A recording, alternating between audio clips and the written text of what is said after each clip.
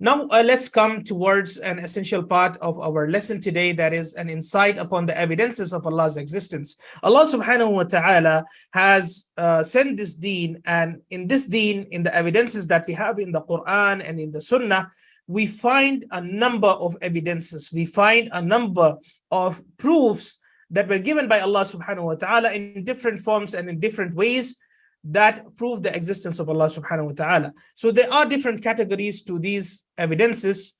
The proofs of the existence of Allah subhanahu wa ta'ala are divided into three categories. We have three types of evidences that prove the existence of Allah subhanahu wa ta'ala, as you could see on your screen. The first one is instinctive evidence, and the second one is tangible evidence, and the third one is shar'i, or the revelatory evidence. We have three types of evidences to prove the existence of Allah subhanahu wa ta'ala, and all of these types have been found in the Quran and in the Sunnah and in the message or in the da'wah of the Prophet sallallahu alaihi wasallam towards the people who used to deny the existence of Allah subhanahu wa ta'ala, or those who had doubts and those who had improper knowledge with regards to the existence of Allah subhanahu wa ta'ala and his powers and his mightiness. So we will be taking these three, or we will be elaborating these three types of evidences in the upcoming slides. The first being the instinctive evidence, which is al-adilla al-fitriyya. Allah subhanahu wa ta'ala has placed a natural disposition in ourselves, or a natural instinct in ourselves, and this instinct that we have within ourselves, it by default affirms the existence of Allah subhanahu wa ta'ala. When Allah subhanahu wa ta'ala has placed this, He placed it in order to make it easy for them to accept the message of the prophets.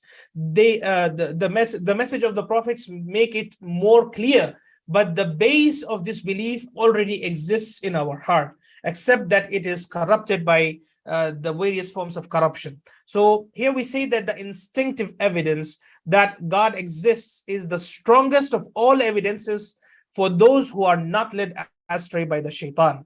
So if the shaitan has not corrupted the understanding and the mindset of a person, it is very easy to make him understand, or make her understand, that Allah subhanahu wa ta'ala exists and He is the one that is truly worthy of being worshipped. So every person feels inside himself that he has a Lord and Creator, and he feels that he is in need of Him. If some major calamity befalls, if some major calamity befalls him, he turns his hands, eyes, and hearts towards the heavens, seeking help from his Lord. So by natural instinct that we have, or the natural disposition that we have, a person, when he goes into trouble, a person, when he faces hardship, he looks towards the heavens and seeks aid and seeks help from the Creator of the universe. And this is the natural instinct that we have, and in Arabic we call it as fitrah. We call it as fitrah. So we, the humans, have been created with an innate belief in the Creator, without having to first think about it or be taught. And no one deviates from this innate nature except the one who has been exposed to misguiding influences. So the Prophet ﷺ said that there is no child who is not born in a state of fitrah, which is the natural disposition or the inclination of a man, but his parents make him a Jew, a Christian, or a Magian. So from this hadith, it is clear that there is a natural instinct in our own self.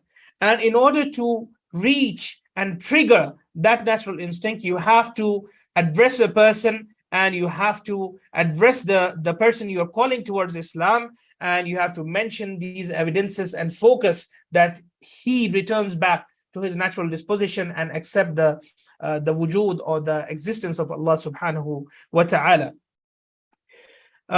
And then if we see the ayat of the Quran, Allah subhanahu wa ta'ala says, so set, O Muhammad sallallahu alaihi wasallam, your face towards the religion of monotheism, which is ad-din al-hanif, to worship Allah subhanahu wa ta'ala alone. Allah's fitrah, fitratullah, which means Allah's fitrah, which is the Islamic monotheism with which He has created the mankind, with which He has created the mankind. Fitratullah, Allah has created this fitrah, and He has placed this fitrah into the mankind, and this is the evidence from the Quran. So man's sound nature, which is fitrah, testifies to the existence of God, and man cannot turn away from this unless the devils mislead him.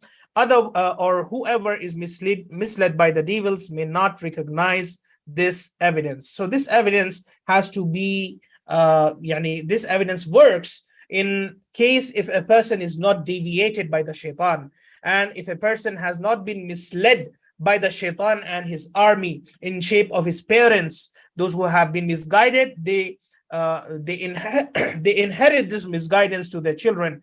They convey this misguidance that they have learned to their children and make them away from this natural disposition. Else, if you find a group of community or a society living way far away from these kind of misguidances, and they were not exposed to any form of religious or spiritual education, when you happen to present Islam to these kind of groups or people, you would find it very easy for them to believe in Allah subhanahu wa ta'ala and accept this message, because the da'wah of Islam is in accordance to the fitrah or the instinctive disposition that we have in our own selves. The second sort of evidence that we have is the tangible evidence, al-adilla al-hissiyya. This refers to things that exist in this universe. We see around us things that exist, that such as trees, rocks, mankind, the earth, the heavens, the sea, the rivers, everything that we find around us. It is an evidence of the existence of Allah subhanahu wa ta'ala. So if you happen to look at the ayat or the hadith, the different verses in the Quran where Allah subhanahu wa ta'ala is guiding the people and explaining them with regards to the proof of his existence, he mentions various ayat in which it has the mention of the creation. He asks us to look towards the skies, towards the heavens, towards the mountains, towards the land, towards our own self, towards our food, towards the animals that Allah subhanahu wa ta'ala has created. All of these creations are but a proof of the existence of Allah subhanahu wa ta'ala. So this is the second form of evidence which is to be presented to the person in order to firm his belief in the existence of Allah subhanahu wa ta'ala. So here, with regards to all of these great things that we have around us, the great proofs and evidences that we have around us in this universe, there is a question that arises here. Who has created the universe and is taking care of it? This is an essential question that has been asked in the Quran itself. And there are numerous ayat that ask us this question, that who has created this universe? Who is taking care of this great universe that has been made with ultimate perfection? There are three possibilities to this answer. The first being, or the first possibility, is that these things came into being by an accident, spontaneously, with no cause. Then there is no one who knows how they were created. This is the first possibility, that it just happened, or it just appeared, or it was a result of an accident. This might be one of the possibilities. What is the second possibility that we have at hand? The second possibility is that there is another possibility, which is that these things created themselves and are taking care of themselves. This is the second possibility. So the first being that it came out of an accident. The second possibility is that these things created themselves, like a thing created itself and is taking care of itself. And this thing never existed, and all of a sudden, this thing created itself by itself, and then it started to take care of itself. Does this make sense? We'll see further after seeing the third possibility. The third possibility is that, which is that there is someone who has created them. There is someone who has created them. There is a deity that has created them. So there is a creator who has created all these creations. So we have three possibilities here.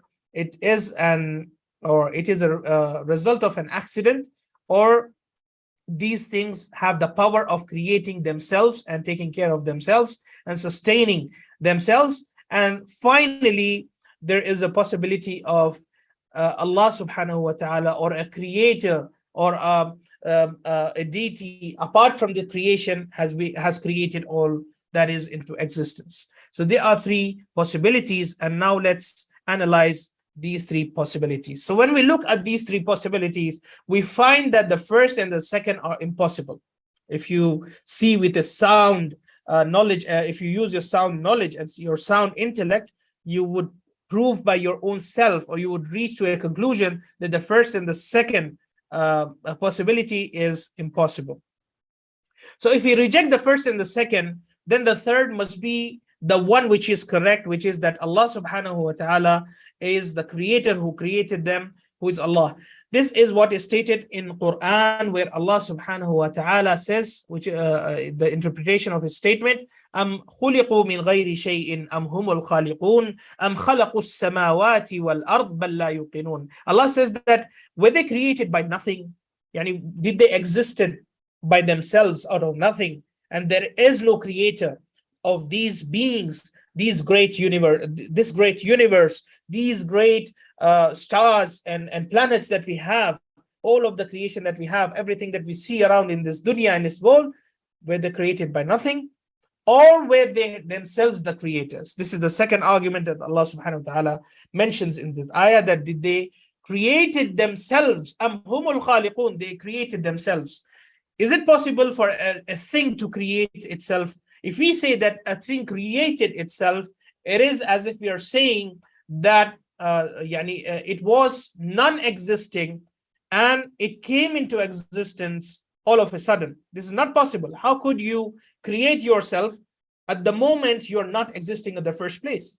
How could a flower create itself the moment the flower did not exist? It was out of existence. So to come into existence, there has to be a force, there has to be a power that is apart from this creation that has created this creation. So both of these two arguments are incorrect. Then Allah subhanahu wa ta'ala says, or did they created the heavens and the earth? These people who did disbelieve in the existence of Allah, were they the ones who created the heavens and the earth? No, they weren't the ones who created the heavens and earth, but they have no firm belief. بَلْ لَا يُوقِنُونَ. So here Allah subhanahu wa ta'ala mentions the tangible evidences, which is al-adilla al-hissiyya, things that you could see by your senses. You could see, you could hear, you could feel. All of these evidences are but a proof of Allah subhanahu wa ta'ala's existence. Likewise, we have moreover, when we see these mighty things that are created for all these years, who is that has decreed that they should remain in this world and has granted them the means of abiding? Likewise, the creation around us is done in a wondrous and precise manner, and every created being is in harmony with the rest of creation, and there is a strong connection between the cause and the effect. All of this makes it impossible that this universe could have come into being accidentally due to the perfection that we have. It couldn't be out of an accident, because what happens accidentally does not happen in a precise and perfect manner. So how could it remain so precisely balanced? This is one of the evidences that everything that is into existence is running in a very precise and a perfect manner.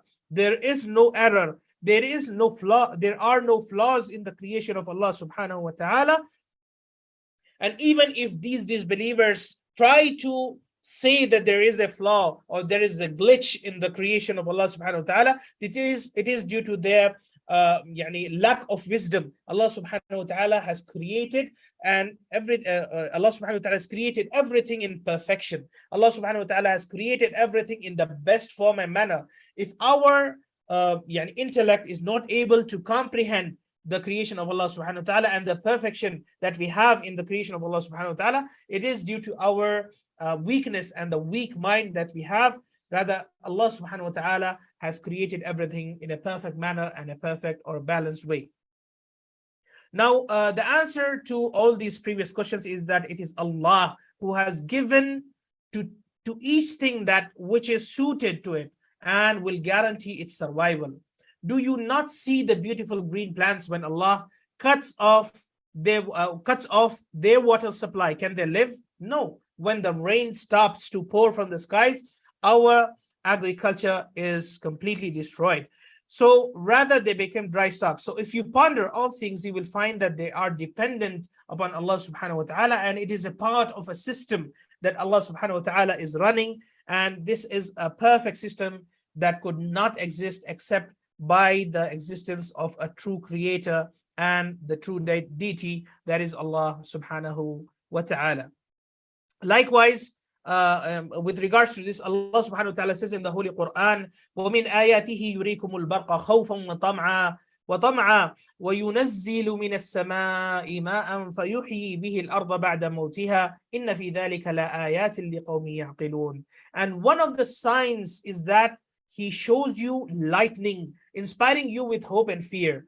And He sends down a rain from the sky, reviving the earth after its death. So that earth is dead, and what makes it alive? It is the rain that Allah subhanahu wa ta'ala descends from the sky. Surely, Allah says, surely in this are signs for people who understand. So this is a clear evidence. Allah subhanahu wa ta'ala is giving the evidence of something that we could feel, a tangible evidence, which is the water that comes down from the sky, and it gives life to the dead lands that we have, and we have the food that we eat from these agriculture and this irrigation. Likewise, Allah subhanahu wa ta'ala says in the Holy Quran, in another ayah, وَفِي الْأَرْضِ آيَاتٌ لِلْمُوقِنِينَ. There are countless signs, ayat, there are countless signs on earth for those with sure faith. To believe in Allah subhanahu wa ta'ala, you have countless ayat, or there are countless signs and countless evidences in forms of the creation of Allah subhanahu wa ta'ala that we see in our daily life. And not only in things around us, Allah says further, وَفِي أَنفُسِكُمْ أَفَلَا تُبْصِرُونَ. As they are within yourselves, can you not see? Look at your own self. Look at how perfect Allah subhanahu wa ta'ala has made you. Look at the perfection of the human body. Look at how Allah subhanahu wa ta'ala has created us from water. And then Allah subhanahu wa ta'ala developed us in the wombs of our mothers. And then we are born. And Allah subhanahu wa ta'ala has bestowed us with our parents, our mother and father. And they nourish us and they feed us to a level that we are capable and we are able to stand on our own feet. Look at how great Allah subhanahu wa ta'ala has made the process of our creation. And look how great is our body. Look at the eyes that we see through. Look at the nose through which we breathe the fresh air, and we exhale the air that is harmful for our body in the form of carbon dioxide. And look at our teeth Allah subhanahu wa ta'ala gave and bestowed us in order to chew the food. Every single body part, our heart that pumps automatically 24/7, it never stops. Who made the heart? Who made the heart pump? Who made the heart pump? If it was something apart from Allah subhanahu wa ta'ala, then it would stop at any moment out of no reason. But it is Allah who has decreed our heart to pump for a certain period, and it is Him who stops the heart on the moment when Allah subhanahu wa ta'ala has put an end to our lives. So it is He who runs the blood in our veins. It is He who has gave us our mind, our brain, to use it to understand this deen, to recognize our Creator and to know Him, and then to worship Him alone, and to free ourselves from worshipping anyone besides Him. All of these great ni'am, or all of these great what you call it as blessings, are from Allah subhanahu wa ta'ala. Also, Allah subhanahu wa ta'ala in this great ayah of Surah Al-Ghashiyah, He gives an example of 4 different things that are possible, that are visible for us in this image. Allah subhanahu wa ta'ala says, أَفَلَا يَنْظُرُونَ إِلَى الْإِبِلِ كَيْفَ خُلِقَتْ.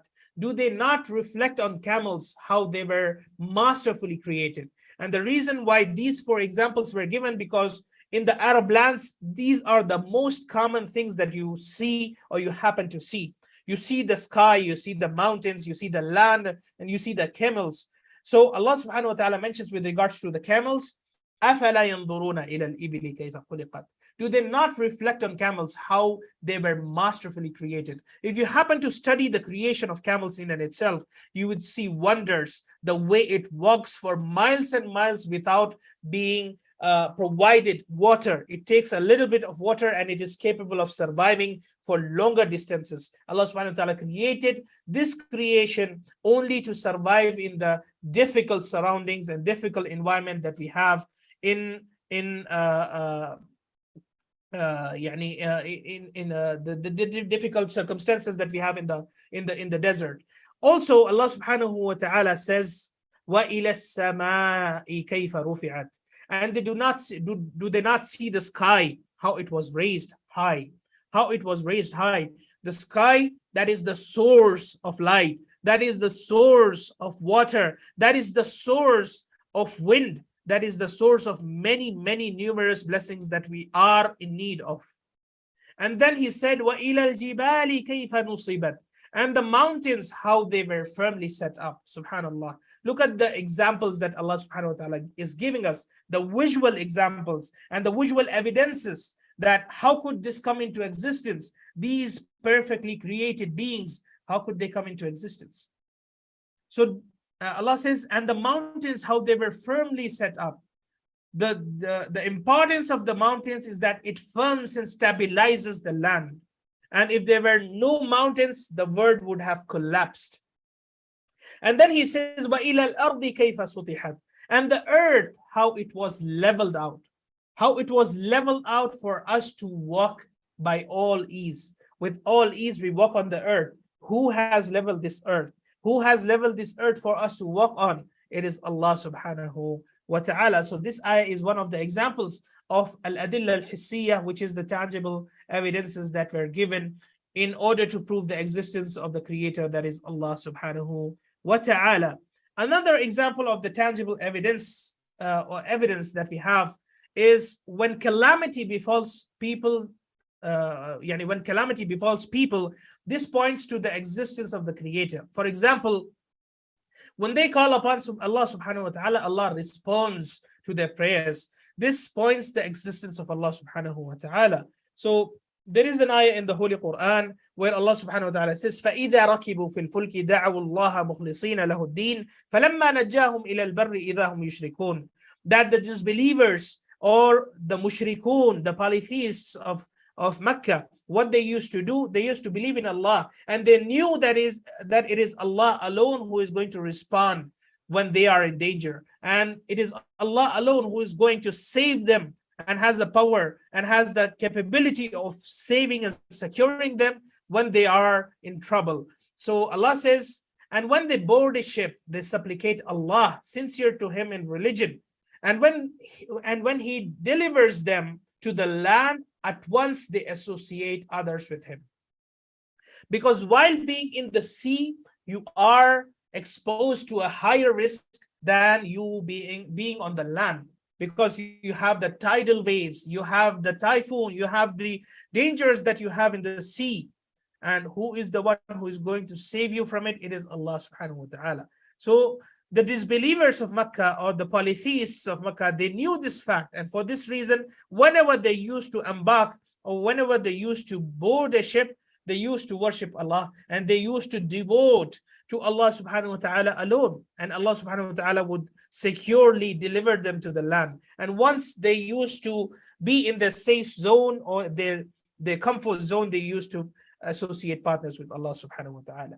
Likewise, if you see the example of Fir'aun, the moment Fir'aun was about to drown, the moment Fir'aun was about to destroy himself in the water by drowning in the water, he knew that it is Allah subhanahu wa ta'ala who is the true Lord worthy of being worshipped. He used to claim to be a God, but at that moment he knew that he is completely destroyed. He has no option left except to believe in Allah subhanahu wa ta'ala, who is the Lord of Musa and Harun. So he accepted in the da'wah of Musa alayhi salam the moment he was drowning, and Allah subhanahu wa ta'ala did not accept his repentance, and Allah subhanahu wa ta'ala did not accept his belief because he has seen death in front of his eyes, and he failed the examination, and he failed accepting that the da'wah or the call towards Allah subhanahu wa ta'ala through the messenger Musa alayhi salam.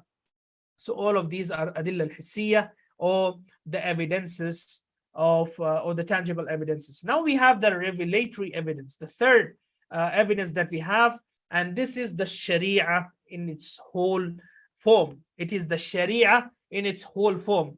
The whole of Islam is the proof of Allah's existence. The whole of Quran and Sunnah is the proof of Allah's existence. The perfect law that Allah subhanahu wa ta'ala has revealed in and itself is a proof of Allah's existence. The amazing language of the Quran is a proof of Allah's existence, because it is a challenge, and the challenge was given to the Arabs that they provide a single verse like that of the Quran, and they were unable to do so. So they knew that the source of this message or the source of this revelation is divine. So all the divinely revealed laws point to the existence of the Creator and to the perfect nature of His knowledge, wisdom, and mercy, because these laws must have been prescribed by someone, that is the lawgiver, who is Allah subhanahu wa ta'ala. Look how great are the rulings of Islam. If you happen to see all the problems that we face, all the disputes that the mankind used to have and they are still having, and they will be having in the future, the answer to all these problems is in Quran and Sunnah. The perfect way of life that Allah subhanahu wa ta'ala has descended upon us in order to follow and to adhere by the teachings of the prophets, it is indeed a great proof of Allah's existence.